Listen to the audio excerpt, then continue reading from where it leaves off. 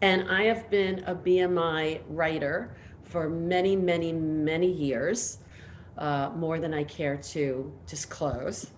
And I'm also a SONA member from the get-go. And as you know, SONA, Songwriters of North America, has been fighting for the value of songs and songwriters since we started, and we're making so much progress thanks to all our members. Today, I want to welcome you to SONA's kickoff for Metadata March, and this is the first in a series of events that will give songwriters the building blocks for understanding metadata and how to mine it so we could get paid without interruptions. I have to tell you, I know this stuff can be overwhelming, new words.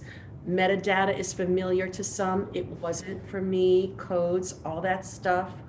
But I think it's more a fear of the unknown. And once we're more familiar with what these words mean and how easy it is to learn all this new stuff, it's going to make us feel a lot more at ease. So here with us today are two superstars from BMI, Barbie Quinn, Senior Director of Distribution and Public Relations, and Misha Hunke, Assistant Vice President of Distribution and Administrative Services, and they are going to walk us through what we need to know. You could post questions if you have them in the chat, or email them to Sarah with an H at wearesona.com.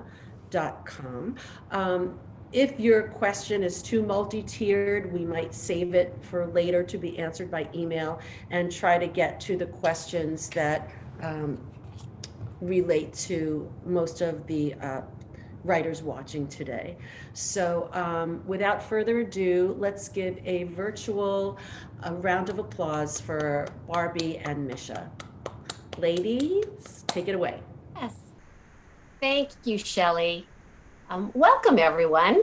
Misha and I are very excited to be with you today, and we want to thank you for being here as well. We'd also like to thank SONA for hosting Metadata Mondays, which is an awesome idea and well worth your time. Now, we know you're all super busy, but what you're going to become familiar with today is an investment in your future. Do not be afraid of metadata. It's merely pieces of information that help identify you and your songs. Misha and I have a BMI colleague, David Schneider, who came up with a simple analogy to help understand metadata. Think of a car. It uses various metadata to help identify that car. For example, the make, the model, how many doors the car has. But the single most important and unique piece of information is the vehicle identification number, or VIN, which there is only one per car. This is all similar to metadata used to identify a song. All of you work very hard to create lasting, beautiful, and memorable songs. So let's discuss the tools that will help you get paid correctly and timely. With that said, I would like to turn our presentation over to Misha, who is our resident metadata subject matter expert at BMI. She's going to walk you through some very simple and important information that will help you register your works correctly and optimize your royalty payment going forward. Misha, take it away. Thanks, Barbie. Good afternoon, everybody. Like Barbie said, we're really happy to be here today, and hopefully we can take a shot at demystifying at least two identifiers that are key to your payments and making sure that the right people get paid. One we're going to talk about relates to you directly as a songwriter or if you're a publisher, and the other one is related to the songs that you write. And I'm sure by now everybody's going, oh, I bet you we're going to talk about IPI and the ISWC. And that is indeed what we're going to talk about today. So let's get started with the IPI. So what is the IPI? You guys may have seen it. You hear people talking about it. It is a unique, permanent international identification number assigned to songwriters, composers, and publishers. And it stands for Interested Party Information. Okay. Some of you may have previously known this as the CAE, which stands for Composer, Author, Publisher, but CAE is definitely on the way out. It's the same number. The CAE was converted into the IPI a number of years ago. But once in a while, you'll still see the CAE and IPI used interchangeably, but they are the same number. And it's also, because it is a unique number, it is based on a name number combination. So, for example, if you've got a legal name that you've registered with, and then maybe you write under a different name or even several different names, each one of those names is going to have a different IPI number. So some people, write in and they go, I've got more than one, I don't know which one to use. All you need to do is use the one associated with the name that you want to use. Okay, so how do you get an IPI number? Well, the good news is it's simple. When you join your performing rights organization, that number is provided to you by the performing rights organization based on the information you provide when you join. Okay, so that's easy. Step one, all you need to do is join a performing rights organization. You will get that IPI number that you need. The other thing to keep in mind, though, is when you are doing and signing up for an organization, for the performing rights organization, or looking at adding different pseudonyms to your account, remember it is permanent. So choose those pseudonyms wisely. Think about it. If you're 18 and you're choosing names, make sure that you're probably okay with that name when you're 40. Okay, so just make sure that you're choosing your names wisely. So anyways, just a little side on that. So, why are these numbers important? And what you're going to find out really is with most of the metadata, their purpose and their importance are really the same. But for the IPI, what's important about it is it establishes the correct party. And that's important because, if you've got a unique name, it's probably not that big a deal for you. But if you've got a more common name, let's say you're a John Williams or a James Smith or a Paul Johnson, people with more common names, it's not always easy to understand which person that is if you don't have an identifier associated with it. So an IPI number is important because it allows you to establish who is that person specifically.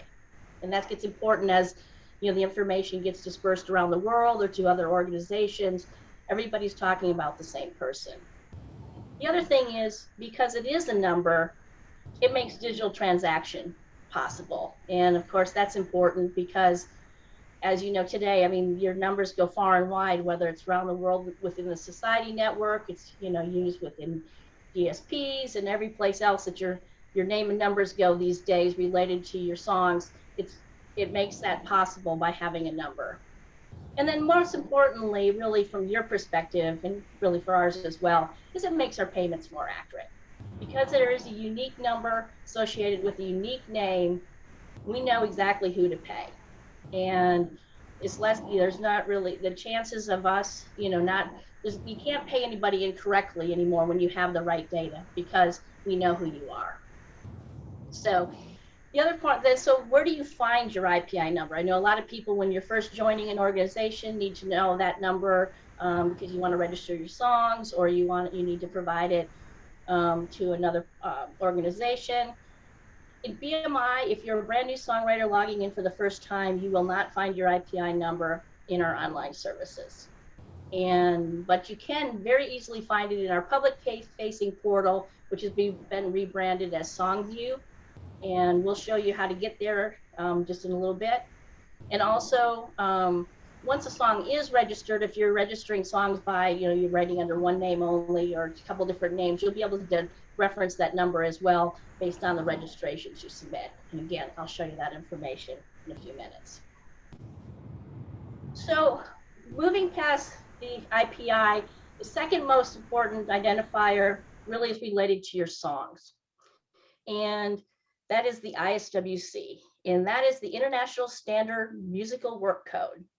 And like the IPI, it's a unique and permanent and internationally recognized reference number for the identification of musical works. So rather than identifying the person, this one identifies your works. And so similar to the IPI, how do you get it? Well, it really initiates from when you register your works at a performing rights organization.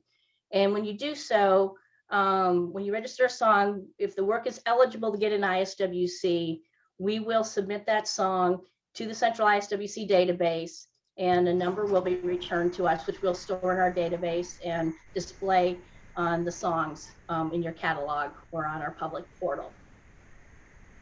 But in order to get, not all works are identified, are eligible for an ISWC.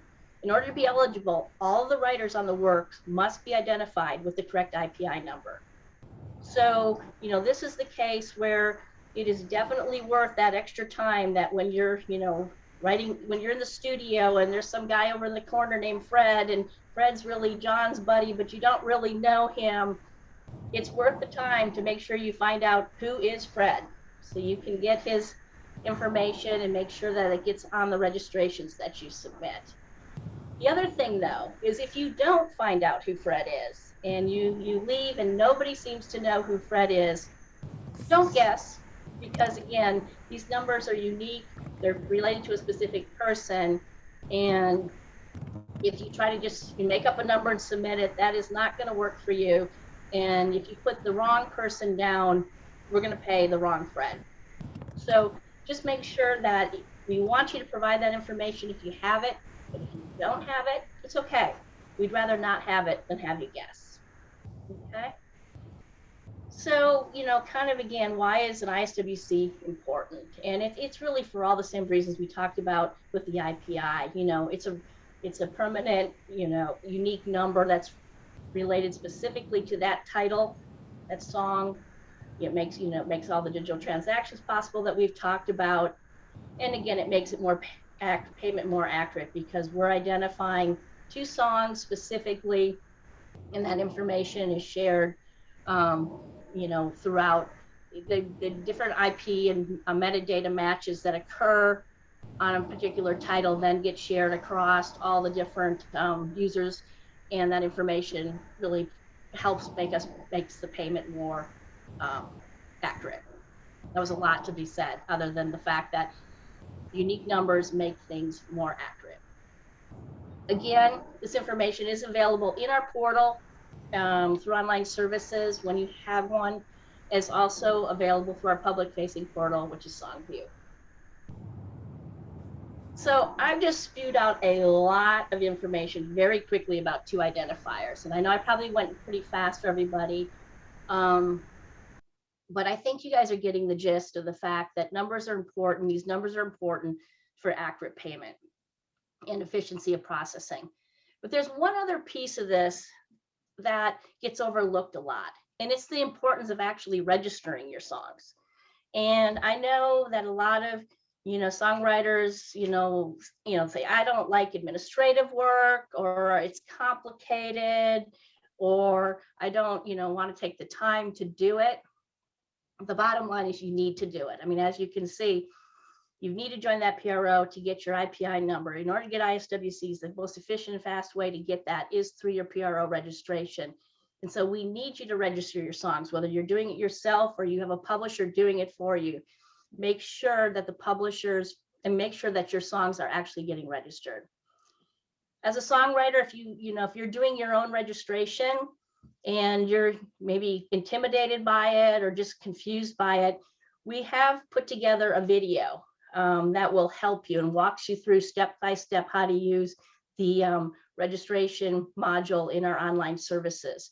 And Barbie, I think, is going to post that link in the chat. So if you haven't checked that out and need some help registering songs, please take advantage of that link. If you should lose the link, it's on our YouTube page. The other thing I want to just remind you about is that on our bmi.com webpage, we have a creators section, and there's a lot of good information in there that'll help you, get understanding about the different components of, not necessarily all directly related to metadata, but really how to be successful as a songwriter, how to maximize your payments, and to make, to kind of how to tackle some of the business side of what you do. So definitely check that out as well. And I'll point that out here in just a second when we jump over to our webpage. Oh, and the other thing I meant to mention to you on that is also within that creators section, there's a thing, what place for you to click through for contact information. So you can reach out to any one of our offices. You know, you got your Los Angeles office there, but we also have offices in Nashville, New York, Atlanta. So we have lots of coverage across the US to help you and to, you know, answer the questions that you may have, whether it's about metadata or whether it's about anything else that you do with BMI. So jumping over here, and just out of transparency, I'm going to tell you that we're doing all of the portal work through a static screenshot, just to eliminate the time and possible technical glitches that you do sometimes when you're trying to do a live demo. So if it looks a little flat, it is, and you'll see where I've skipped some sections here, but I just wanted to let you know that. So if it looks weird, it's because we're static. So first, I just want to take a quick section to kind of hopefully bring some relevancy to those numbers. And I think once you get in and see what I'm talking about in our portal, I think it'll all come back to you and realize that this isn't some big mystery number. These are numbers and things you're used to seeing on the screen every day. It's just that they kind of lay back there in the background doing what they need to do. So, so first, I just want to talk for a second about how to get into the online services portal. This is the bmi.com webpage, homepage, and you'll see there on the bottom left-hand side is where the creators section is. If you just click on that, again, it gets you into a wealth of information regarding your relationship with BMI. But for our purposes right now, we're going to go and log in. And what you do is on the upper right-hand corner, you see I've kind of circled log in with that yellow ring. That's where you click to log into our online services portal. So when you click on that, you get this login page, and it's pretty much like every other login page, obviously username and password. Hopefully most of you guys have already been in there and know what I'm talking about. But for those of you that don't, or maybe you've had some trouble getting in, and if you're anything like me, when you try to log in, if you can't get in immediately, you kind of go, I'm not going to do that today, and move on. The good news, it's really easy to reset a username and password if you need to, or you need help logging in. So if you, underneath the big green login button, you see that little kind of, it's little in blue, and a lot of times people miss it. It just says need help logging in. If you click on that, you're able to create a new user account if you need to, because you've never logged in before. Or like I said, if you've forgotten your username and password, that's their fastest way to get into that, to reset your username and password. So that's how you get in. So once you've logged in, I think, again, most of you are going to find this familiar, but this is our landing page. And to the left-hand side, and we don't have time today, obviously, to go into a full portal demo and walk through all the different pieces of the BMI portal. But today, we're going to focus really on the works catalog piece, where you can see your songs and see where those identifiers live. So in this case, excuse me, I'm going to click on works catalog and move into the catalog view. Excuse me one second. Okay. So when you're in your catalog section, this is a tiny little catalog with just a few titles, but you'll see a list and you can filter and do all the things that you usually need to do in a catalog. In this case, we're going to click on the title 6 Feet Under. And when you do, it brings up a song view, or basically the view of this title. And in this case, you can see I've highlighted in red the two pieces of metadata that we've been talking about. You've got the ISWC kind of in the top middle, and then you've got your IP name numbers on the bottom right-hand side, both for the writer and in the publisher. And in this case, she does not have a publisher, and so we have the indicator of manuscript. And I know a lot of composers especially have excuse me, questions about what manuscript means. And that is literally just means that there is no publisher on the title. As you can see, it does have a specific IP name number that you can use when you submit, but don't worry about that. Our system does that automatically for you. You just need to list, like you normally do, that you're a writer and that you're collecting the publisher share. Excuse me. Okay, so moving on then.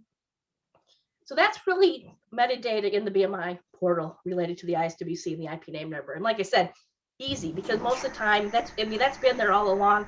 You don't even notice it probably most of the time. Next, I wanted to jump over to Songvue. And in December, BMI and Ascap jointly launched Songvue on our respective websites.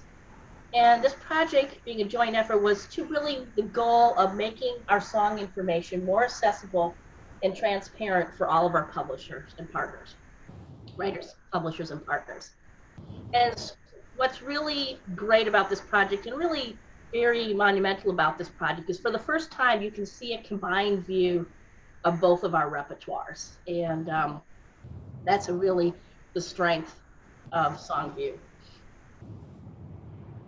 I want to just take a quick second and walk you through kind of what is Songvue. I mean, obviously, I've said it's a joint initiative between BMI and Ascap. You can see the information on both of our repertoires. Let me show you a little bit how it works. I'm sorry, got a little bit of drainage today, and everything's kind of drained on me, so I'm sorry. I have to keep taking water. So, anyways, so how does Songvue work? So registrations are received the same way they've always been received. So they come in through CWR if you're a publisher, writers and publishers that submit through our online services portal. Believe it or not, we still get a few pieces of paper here and there. All the registration data is brought in to both the BMI and Ascap systems. From there, once it's entered into our databases, it goes into the centers of Songvue. And in Songvue, the works are matched, as well as they go through a reconciliation process. And once the works go through the reconciliation process, they're given a reconciliation status. Those works come back out of Songvue, go into each individual repertoire, both on BMI and Ascap's databases. And then from there, they're pushed out to our each individual public repertoire. So for BMI, it's bmi.com repertoire, and for Ascap, it's ACE. And that's really where you see the result of Songvue. And we'll walk through that in just a minute to show you how that works. So for those of you that haven't been to our public portal lately or have never been to our public portal, I just wanted to quickly give you a brief view of how you'd log in. Same bmi.com webpage that we were on just a few minutes ago. And if you'll notice right next to where we logged in, there's also a little search bar that says search site or Songvue. And that's what, if you click on that, you'll be able to enter into the Songvue portal. And this is what it looks like. And so with the rebranding of Songvue into our public portal, we were able to finally bring compound searching. A lot of people are very excited about that. You'll be able to search by title, songwriter, publisher, ISWC, and BMI work number. And then if you can refine that search by doing a second entry by any one of those same categories to bring back a more targeted list of works or people that you're looking for. Also within Songvue now, there are 3 different search filters or views. The first one is Songvue. And this is all titles in the BMI repertoire, so meaning everything that has at least one BMI writer on it. And excuse me, reconciled works from the Ascap repertoire. So this means that any works from the Ascap that are reconciled will now also be viewable on the BMI portal. And this is the first time that we've ever shown Ascap information on our portal. So that means songs that are 100% Ascap plus another non-Songvue society, like maybe Ascap and CSAC, Ascap and a foreign society. As long as they're reconciled, they will display in the Songvue searches that you do. The second filter that we have, and you can see underneath where it says Songvue there, we've got BMI repertoire. And like I said, this is kind of our traditional portal search, which was basically any title that has at least one BMI party on it that's payable. Okay, that's the traditional BMI. You will not find any 100% Ascap information in that search. You need to do that in Songvue. And then the third filter, which is a new one for us, is the 100% BMI filter. And this will bring back works that are only 100% BMI. BMI license is the full share. This was a much requested function from a lot of our licensees and people wanting just to use Bmi Repertoire. So those are the 3 different search views you do. I think most people are going to want to just search in the Songview search view. That gives you the most comprehensive list of information. And if you're looking for an Ascap, so you're looking for a co-writer's IP name number, you can find that information in the Songview search, as long as they have at least one reconciled work that's come over. So that would be helpful for you if you're looking for IPI number. One last thing I just wanted to point out about this screen, it's kind of the way at the bottom, right underneath the pink search button, it's really tiny. It says need help.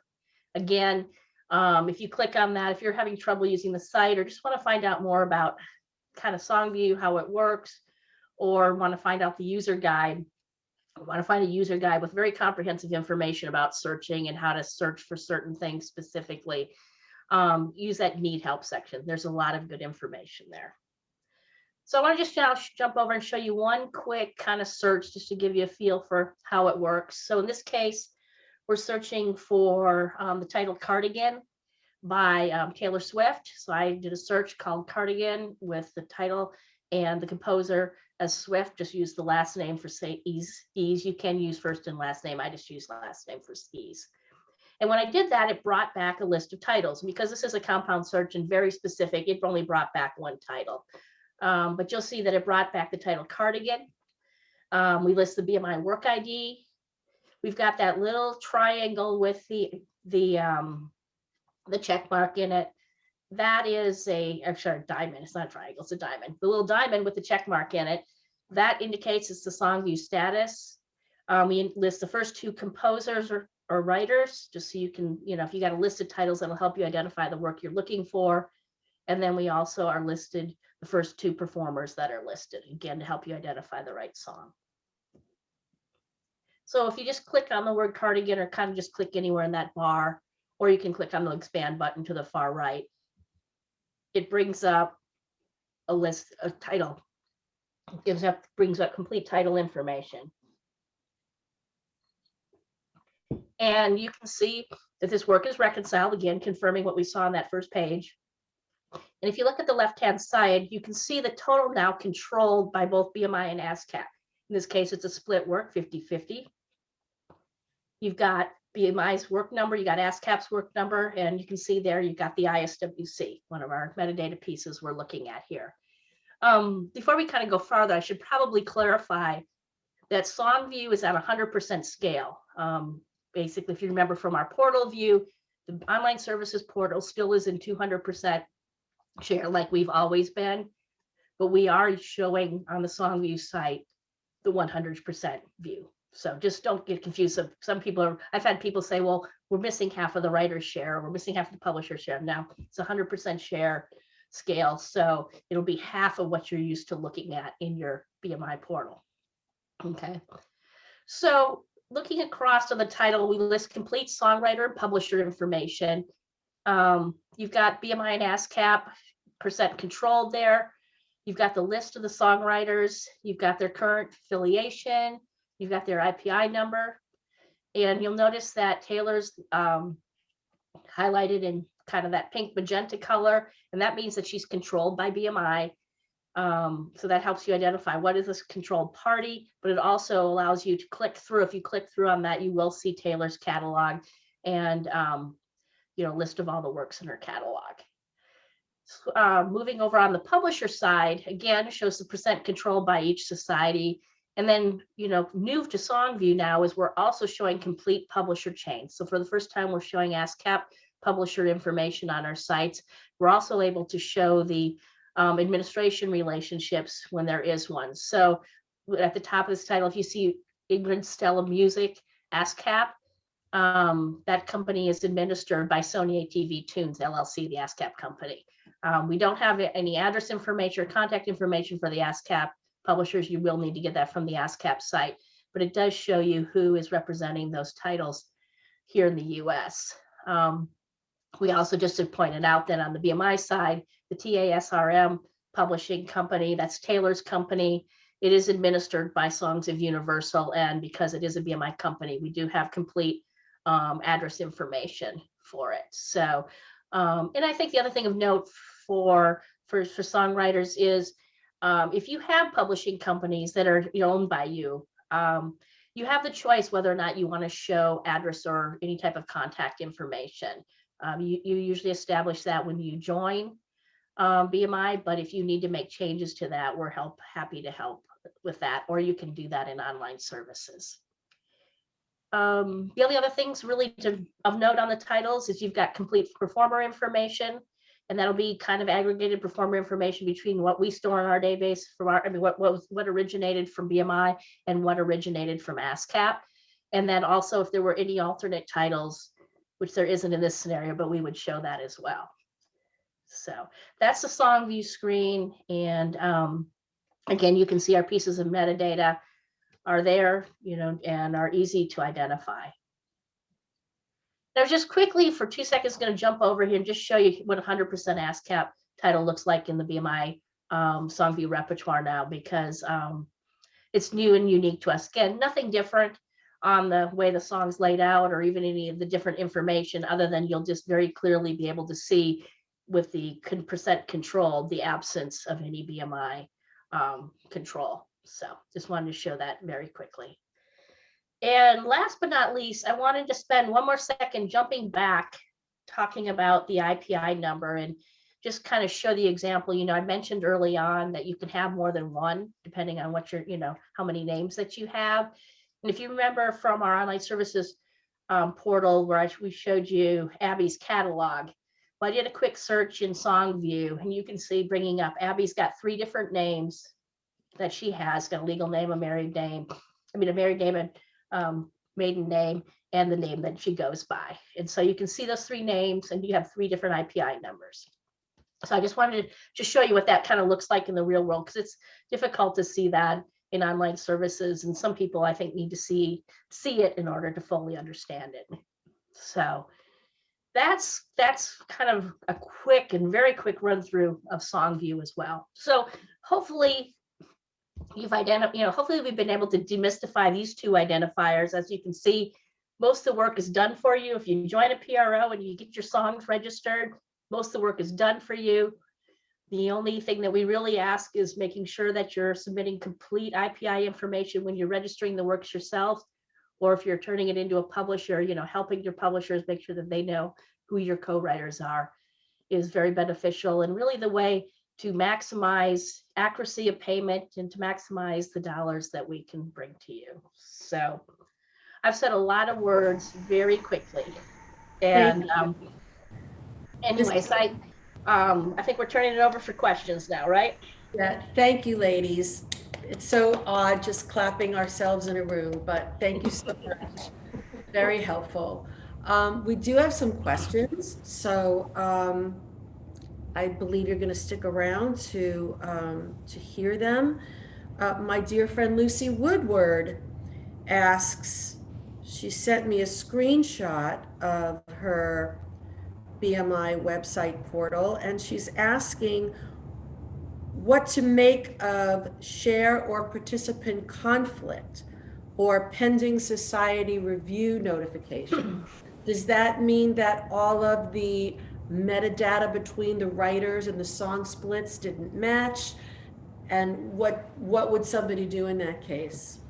Okay, so, and this can be a whole probably other topic in and of itself to talk about Songvue and kind of what it means for a kind of data cleanup, or how to, I guess, improve, I guess for lack of better words, the statuses in your catalog. So I think you can go into a lot, but I think very quickly, just to address, first of all, just because your work isn't reconciled does not mean that you're gonna, that you're not gonna get paid or anything like that. So I want to put everybody to ease at that, that fact at this point. If you're seeing that there's share conflicts, if it says share conflicts or participant in share conflicts, that means that the information that we have at BMI is different than the Ascap information. And so, depending on your scenario, if you have a publisher, what we're usually telling people to do, the easiest way to do is just kind of compare the BMI and Ascap portals to see, do we have the same writer information? If you've got the same writer information, and do we have the same publisher information? If we have the same writer and publisher information, then there's definitely a share conflict there. And if they've got publishers, they should be working with their publishers to help resolve those share conflicts with the other publishers on the work. If you don't have a publisher, again, then then as a songwriter, or if you're self-published, you will need to work with your co-writers and co-publishers to come to agreement on what the shares are. That's why, can I just say, it's so important to establish the song splits on the day you write the song.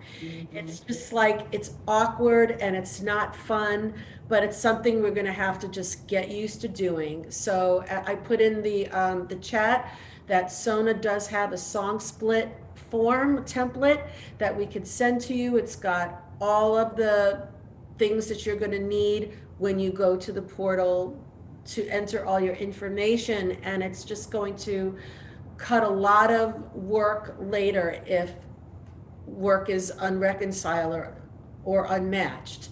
It's Right. So get the split sheet, and when we move on to the MLC, if splits don't match, there's going to be an issue getting paid.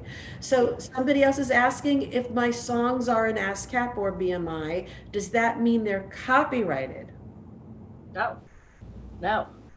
Registration with a society is not the same as copyright registration. And I'm assuming Sona probably has some things that they can help their members learn more about copyright registration. I know the Copyright Office also has a lot of good information about registering songs, but it is not the same thing, and you need to do both. That's right. Okay, and so when I write a new song, if I don't have a publisher, if I am my own publisher, I have to register my song. I have to put it up there with BMI and Songvue. Nope.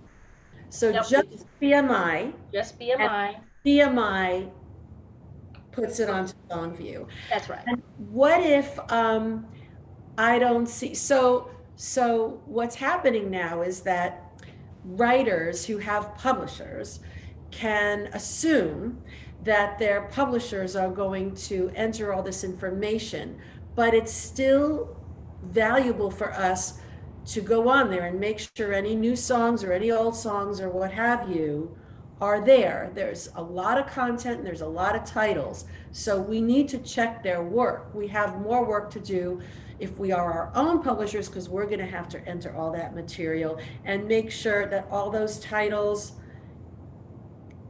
feed through to Songvue and get fed through to the MLC. And there are going to be burps and issues and bugs, but this is new and we're working it out. So we just have to take a deep breath, and it's all going to be great. Let's see. I saw that there were two versions of one of the songs, 6 Feet Under, spelled SIX, and another version with a 6, the number 6 feet under. This happened with one of my songs too. There were two variations. I'm assuming that it's the same song reported in two different ways. I have no real way to ask if somebody could answer that on the chat, or was it two different sets of writers that wrote two different songs? But let's say it's one writer that wrote one song and it was entered as the 6 and entered as the SIX. What do you do when this happens? Okay, well, I think, and I didn't, to be really honest with you, study that catalog that closely, so I'm not exactly sure what scenario this is, but there's also the third possibility. The way the BMI portal shows titles, and Songvue does the same thing. If you've got a song that has two different, it's the same song but has we call it a legal title, or legal name title, has a title name and then an alternate title, they're both going to show up in the list, but they should have the same song number.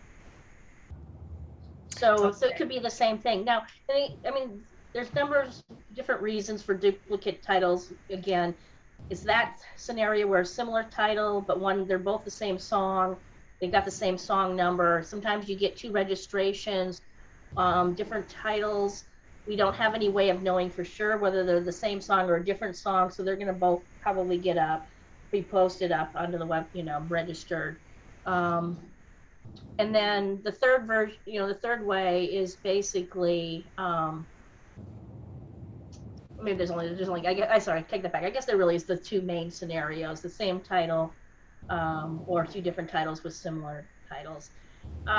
If you have questions, and I think this is back to your point, Shelley, about why it's important to just really, as a songwriter, you should monitor your catalog, whether you're taking care of it yourself or you've got somebody else doing it. Because, if you see things like that and realize it's not the same, you've got two registrations, maybe because your co-publisher or your co-writer registered it slightly different, but it's the same song. Those are the types of things you need to bring to our attention, and we're happy to fix them. Right. And all the more reason to bring in that split sheet. And when you write down the song title, just check with every songwriter. We're keeping an apostrophe. We're going to use a number. We're going to, because it's going to save you so much work, and time is just too valuable. You could spend a whole day trying to correct something like that. So Jessica Williams asks, if I have a publisher submitting the information, how long will it take for me to be able to check it on Songvue? Roughly how long does it take for it to appear? Okay, so I think it just depends. I mean, it depends. One of the things is that from a BMI perspective, we get a lot of registrations. We have a very high registration on auto registration rate. So it just depends on what we have. I mean, we have in flow, but it's anything from a few days to about a week or so, depending on the volume that we're dealing with. Sometimes it can be a little bit longer. I would say if you register a song with, and then also that's depending on when your publisher submits it to us. So, a lot of publishers submit to the PROs either weekly or bi-weekly. Some only do it monthly. So, it just depends on how regular they are in their registration. I would say from, at the most, if you're looking at your catalog, I think, if you monitor your catalog quarterly, you're going to probably be in good shape. And so, but otherwise, I would say, it's going to be a few weeks from the time we get it at minimum. Right. Because like someone like me, I check stuff like every week, and if it's not there, I panic. So I do that with everything in my life, my poor husband. So I'm just trying to be patient. Yeah. I am in, that went away. I'm in New Zealand. My PRO is APRA. Is Songvue global or just USA?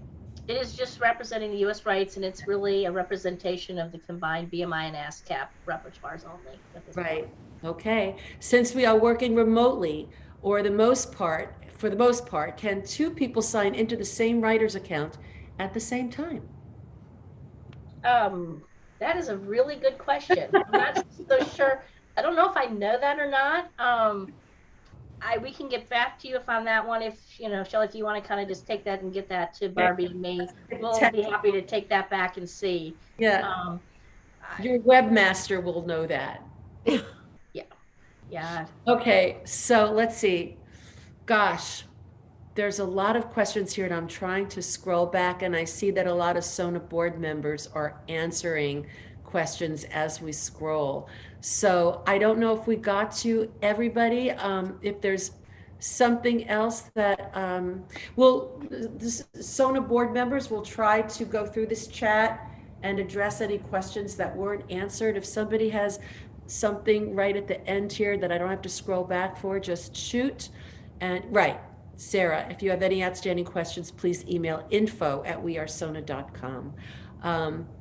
Here's one last one. I have heard that CD Baby represent you as a publisher. Not sure if that is correct, but read in small print. I don't know. Represent you. Okay, I'm not sure what that means. Represents me? Represents somebody as a publisher? Okay, I'm not sure if that question syntax is in full. Okay, and that one's a very long one, so I think we're going to wrap it up. But I'm sorry if I didn't get to address everything. Some of these questions are best addressed to somebody other than Barbie and Misha. So just let us know with that email address, and we will answer as best we can, or direct you to the best party that can answer your question. Barbie, Misha, thank you so much. This has been so helpful. It's great to see your faces. Barbie's in LA, Misha's in Nashville, Mhm. right? Yep. Just like the Yep. Golden Globes last night. It was like one was in LA, Polar was in New York. I thought they were together until I heard on NPR today they were completely opposites, like you're in the same room. So thank you everybody for coming. Stay safe. Uh, Embrace the light at the end of the tunnel, fingers crossed, and onward. Stay tuned. Make sure to follow Sona on Instagram because we will be doing more of these, getting deeper into metadata, doing lots of stuff with the MLC, and it's all going to get not so scary. So, thank you.